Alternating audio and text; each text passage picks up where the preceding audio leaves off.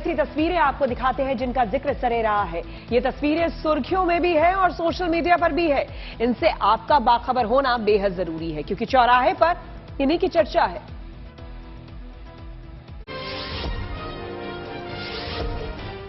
चर्चा चौराहा पर राहुल गांधी की एक तस्वीर दिन भर चर्चा में रही। कन्याकुमारी से शुरू हुई कांग्रेस की भारत जोड़ो यात्रा के दौरान अब तक राहुल गांधी सिर्फ टी शर्ट और ट्राउजर में दिखे, लेकिन जम्मू कश्मीर में दस्तक देने के साथ ही राहुल गांधी की जैकेट वाली तस्वीर चर्चा में आ गई।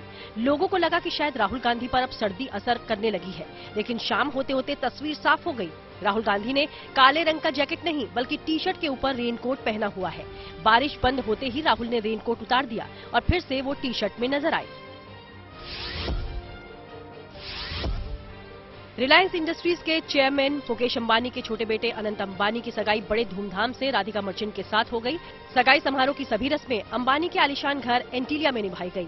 सगाई के इस खास पल का गवाह अंबानी परिवार के साथ ही उनका पेट डॉग भी बना। फैमिली का ये लाडला शाही एंट्री लेते हुए स्टेज पर अनंत और राधिका के पास पहुंचा।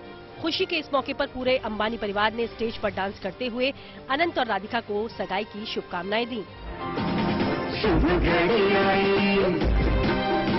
अनंत और राधिका को बधाई हो बधाई।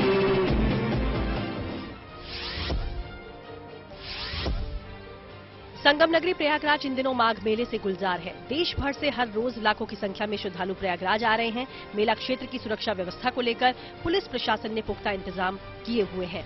यहाँ पुलिस कर्मियों को बॉडी वॉर्न कैमरों से लैस किया गया है। साथ ही सीसीटीवी और ड्रोन कैमरास का भी इस्तेमाल किया जा रहा है। श्रद्धालुओं की सुरक्षा के लिए हर शिफ्ट में 80 पुलिसकर्मी इन कैमरों का इस्तेमाल करते हैं, जिससे कि संदिग्ध गतिविधियों को रोका जा सके और भीड़भाड़ वाले इलाकों में हालात को संभालने में मदद मिल पाए।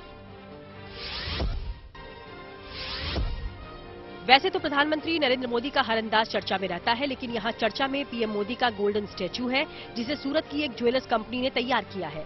156 ग्राम की इस मूर्ति को गुजरात विधानसभा चुनाव में मिली जीत को समर्पित किया गया है। प्रधानमंत्री के इस गोल्डन स्टैचू को बनाने के लिए 25 डिजाइनर्स को 3 महीने लगे। 18 कैरेट सोने से बनी 4 इंच लंबी और 3 इंच चौड़ी इस मूर्ति की कीमत करीब 15 लाख आंकी गई है।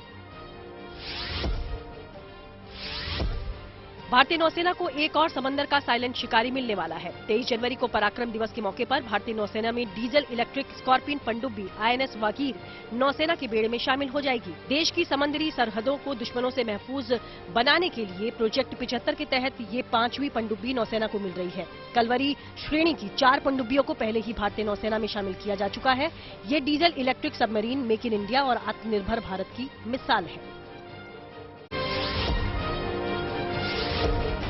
राजस्थान के जैसलमेर में भारत और मिस्र के बीच सैन्य युद्ध अभ्यास साइक्लोन 1 जारी है।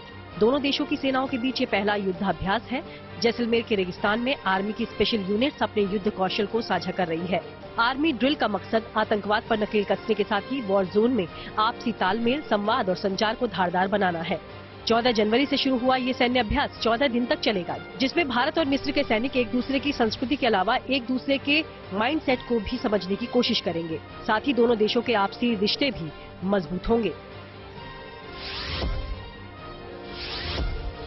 बिहार में शराब तस्करी के खिलाफ प्रशासन एक्शन में है। सारण जिले में मद्य निषेध विभाग और पुलिस के ज्वाइंट ऑपरेशन में शराब से भरे 2 ट्रकों को पकड़ लिया गया।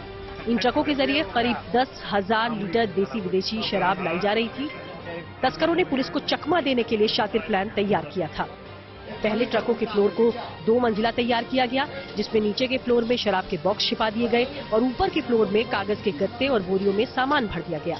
लेकिन तस्करों की ये चाल सारण पुलिस के सामने नहीं चली और 1 करोड़ की शराब के साथ धरे गए।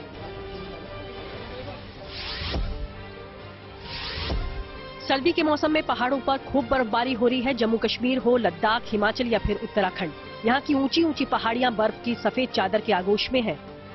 पेड़ पौधे, घर मकान और गाड़ियां, चारों तरफ बर्फ ही बर्फ दिखाई दे रही है। कुदरत के इस खूबसूरत नजारों को देखने के लिए हालांकि बड़ी तादाद में सैलानी पहाड़ों का रुख कर रहे हैं। कश्मीर के पहाड़ हो या फिर हिमाचल में मनाली की वादियां, यहाँ चारों तरफ पर्यटक मस्ती करते नजर आ रहे हैं। वहीं उत्तराखंड के केदार धाम में भी लगातार बर्फ जारी है। यहाँ भी अभी तक लगभग 5 फीट तक बर्फ जम चुकी है।